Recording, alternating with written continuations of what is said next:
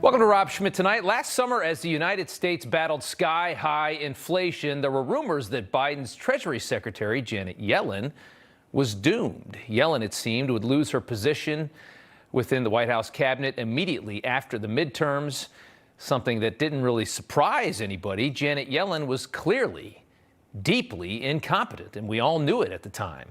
She had been the vice chair of the Federal Reserve from 2000 to 2014, ran the Fed from 2014 to 2018 before Donald Trump tossed her out. Yellen sat on the sidelines till 21 when she returned as the Treasury Secretary. And as banks collapse under the weight of rapidly rising interest rates, there is nobody who should have seen the crisis we're in today. There's nobody more responsible than Janet Yellen, who helped impose more than a decade of artificially low interest rates, lower than we'd seen really ever, as you see here from this graph, for much longer as well. Look at how long they stayed that low. Those low rates were initially used to help pull the country out of the Great Recession, of course, and then somehow were just left in place, as the experts seemingly assumed that inflation would just never be a problem again. I don't know. Janet Yellen is the picture of economic incompetence. Today, the former head of the Federal Reserve and current Treasury Secretary said this in front of the Senate. I don't believe that deficit spending is one of the main causes of inflation. Don't? I mean, inflation is too many dollars chasing too few goods. Don't believe deficit spending is a cause of inflation. So the government printing money and dumping it onto the economy doesn't cause inflation, according to Janet Yellen, the Treasury Secretary.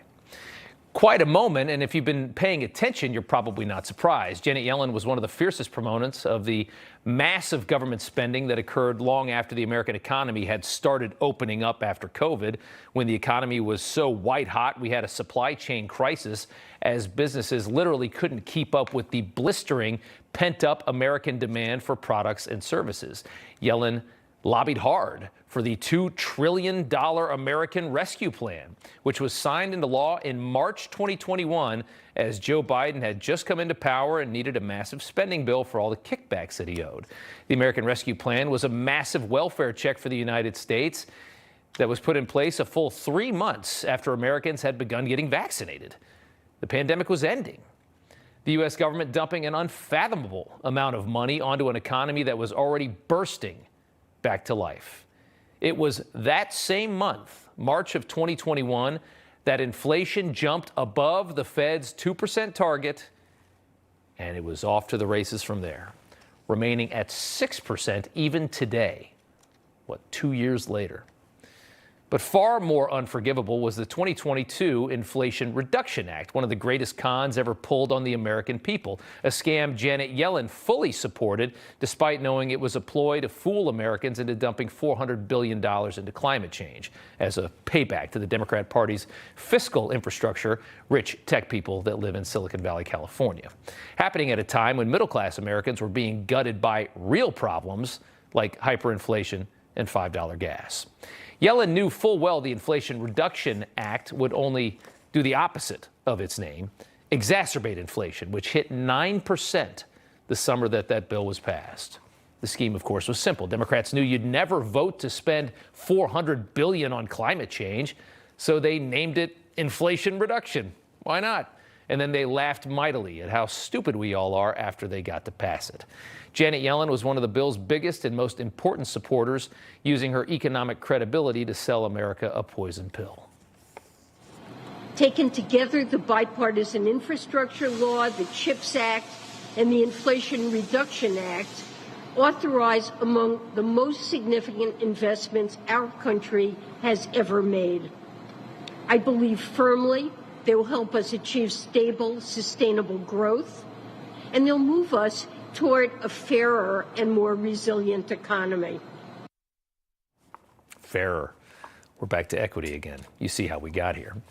Somehow, Janet Yellen still remains in a position of incredible power over the U.S. economy, when almost anybody else at this point would be less dangerous than she is. And today, with almost no credibility left, Yellen was tasked with reassuring a nation that has no reason to trust a word that she says telling Americans that despite banks closing down and roaring inflation that requires more interest rate hikes, which will only threaten banks further, that there's nothing to be alarmed about. I can reassure the members of the committee that our banking system is sound and that Americans can feel confident that their deposits will be there when they need them. So the government right now is doing everything in its power to secure an economy that they are helping to destroy with so much out-of-control spending. Money is no longer real here, in case you couldn't tell. A nation $30 trillion in debt with no sign of slowing down whatsoever. And when the banks get squeezed, the U.S. government just changes the rules and bails it all out. And we can all go on living in this unrealistic matrix of debt. Earlier this week, Swiss bank Credit Suisse nearly went under until Switzerland's central bank bailed them out with a massive $50 billion loan. Meanwhile, Switzerland's central bank just posted its biggest loss in its 116-year history, $143 billion in 2022, a central bank of a country whose entire GDP was only $629 billion. This is a massive problem of debt, and it's not just us, it's all through the West. And Steve Forbes joins me now. Sir, it's good to have you on. It appears that we're in the clear in the short term, I suppose, but this economy has serious problems. The economy, sadly, does have serious problems. And one of the big ones is, unlike the early 1980s, when we conquered inflation with tax cuts and deregulation and encouraging entrepreneurship, this government is doing the exact opposite. They're piling on regulations, going out of their way to raise taxes, and doing silly things, too. We're having the kitchen wars. Gas stoves are under attack. And so, and they're trying to destroy the energy industry, despite what they say. That thing they did in Alaska was just a sop, and I think it's going to be years before that sees the light of day if these people stay in power. So they're doing everything they can. And the Federal Reserve, unfortunately, has this belief that the way you conquer inflation is by depressing the economy, throwing people out of work, increasing unemployment. They don't realize the way you fight inflation is by stabilizing the value of the dollar. And I mean, at this point, it seems like it's pretty clear that interest rates are going to go higher. They have to with inflation at 6%. What do you think this economy looks like in 6 months? I think the economy is going to be much slower today. I don't know when the economic theologians will get around to declaring it a recession, given the way they measure things. For example, as you know, they count government spending as contributing to the economy instead of draining resources from the economy.